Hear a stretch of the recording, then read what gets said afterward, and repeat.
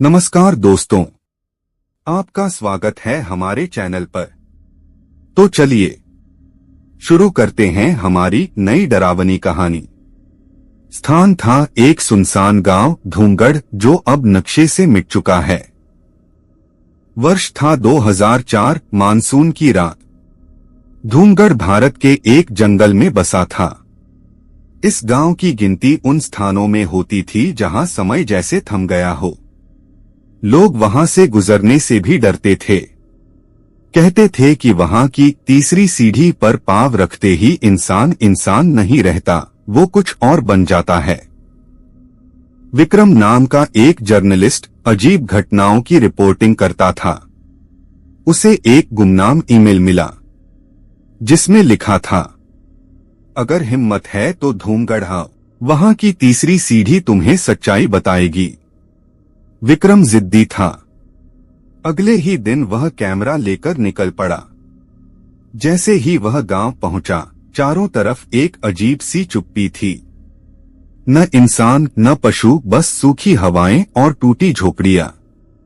वहां एक पुराना कुआं था जिसके पास पत्थरों की सीढ़ियां थीं, लेकिन तीसरी सीढ़ी पर कोई पैर नहीं रखता था।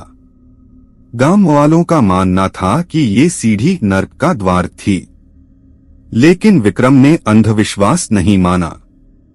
उसने तीसरी सीढ़ी पर कदम रखा और फिर अचानक उसका शरीर जमने लगा।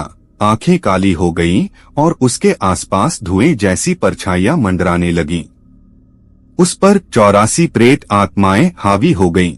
हर आत्मा ने उसके शरीर का एक भाग ले लिया। उसकी हड्डियां चटकने लगीं और आवाज आई, अब तू हमारे बीच है। विक्रम अब वो नहीं था जो वो पहले था। धूमगढ़ में 100 साल पहले एक त्रिकालतांत्रिक रहा करता था, रुद्राग्नि बाबा। उसने अमृत की चाह में इंसानों की बलि देनी शुरू की और आत्माओं को एकत्रित करना शुरू किया।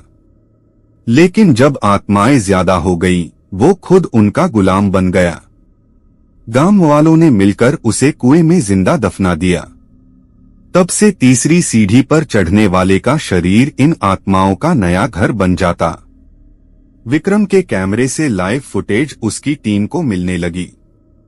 फुटेज में दिखा, विक्रम अब इंसान नहीं रहा। उसकी रीढ़ की हड्डी बाहर निकली हुई थी, आंखें उल्टी, और वह तंत्र मंत्र बड़बड़ा रहा था जैसे कोई दूसरा बोल रहा हो। टीम ने घबराहट में वीडियो को रोक दिया। आज भी हर मानसून की रात तीसरी सीढ़ी पर कोई न कोई आकृति दिखती है।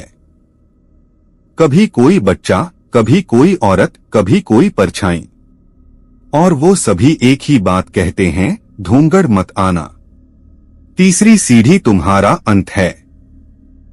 धूमगढ़ अभी भी इंतजार कर रहा है अगली आत्मा का। तो दोस्तों, ऐसी ही डरावनी और रहस्यमयी कहानियों के लिए हमारे चैनल को लाइक करें, शेयर करें और सब्सक्राइब करना न भूलें। ऐसी ही रहस्यमयी और रूह कंपा देने वाली कहानियों के लिए जुड़े रहिए हमारे साथ। धन्यवाद।